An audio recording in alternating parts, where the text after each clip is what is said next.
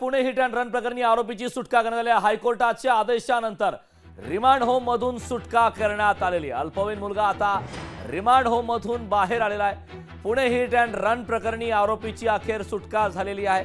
हायकोर्टाच्या आदेशानंतर remand home मधून ही सुटका करण्यात आली। त्याचे एक्सक्लुझिव्ह दृश्य आपण लोकशाही मराठीवरती पाहतोय। तर पुणे हिट अँड रन प्रकरणी आरोपीची अखेर सुटका झालेली आहे। हायकोर्टाच्या आदेशानंतर रिमांड होम मधून सुटका करण्यात आलेली आहे। अल्पवयीन मुलगा आता रिमांड होमच्या बाहेर आहे। त्याची दृश्य आपण लोकशाही मराठीवरती पाहतो। ही एक्सक्लुझिव्ह दृश्य आहेत ज्यामध्ये आता आरोपीची सुटका झालेली आहे। आरोपी आता रिमांड होमच्या बाहेर आहे। पुणे हिट अँड रन प्रकरणासंदर्भात मोठी अपडेट समोर येत आहे। पुणे हिट अँड रन प्रकरणी आरोपीची आता अखेर सुटका झालेली आहे। हायकोर्टाच्या आदेशानंतर रिमांड होम मधून ही सुटका करण्यात आलेली आहे। अल्पवयीन मुलगा आता रिमांड होम मधून बाहेर आहे। या संदर्भात ताजी अपडेट देण्यासाठी आपले प्रतिनिधी अमोल धर्माधिकारी आपल्या सोबत जोडलेले आहेत।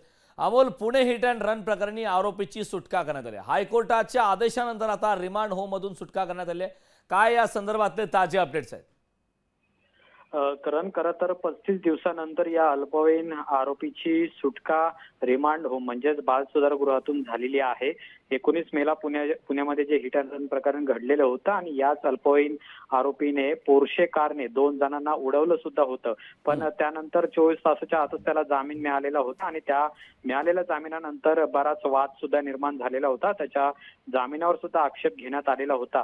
यावर पोलिसांनी कार्यवाहीला सुरुवात केल्यानंतर पुन्हा त्याची रवानगी आहे ती बाल सुधार गृहामध्ये करण्यात आलेली होती आणि जवळपास 1 महिन्यांचा कालावधी उलटल्यानंतर आज मुंबई उच्च न्यायालयाने त्याला सोडण्याचे आदेश आहेत ते सुद्धा दिलेले होते आणि त्यानंतर आता काही वेळापूर्वीच त्याचे कुटुंब आहे ते त्याला घेण्यासाठी आलेलं होतं आणि आता ते त्याला घेऊन या बाल न्यायमंडळातून बाहेर पडलेले आहेत। प्रामुख्याने आपण पाहिलं तर या अल्पवयीन मुलाचे आई वडील आणि त्याचा जो आजोबा आहे हे सुद्धा सध्या कारागृहामध्ये आहेत आणि त्यामुळे त्याची जी आत्या आहे ती त्याला घेण्यासाठी आलेले होते। तसेच त्यांचे जे वकील आहेत ते सुद्धा या बाल न्यायमंडळात आल्यानंतर आता पुढे ते घरी त्याला घेऊन गेलेले आहेत। यानंतर आता त्याची देखभाल काळजी कशा पद्धतीने घेतली जाते हे पाहणं महत्वाचं असेल, कारण की ही सगळी हाय प्रोफाईल केस आपण पाहिलेली आहे।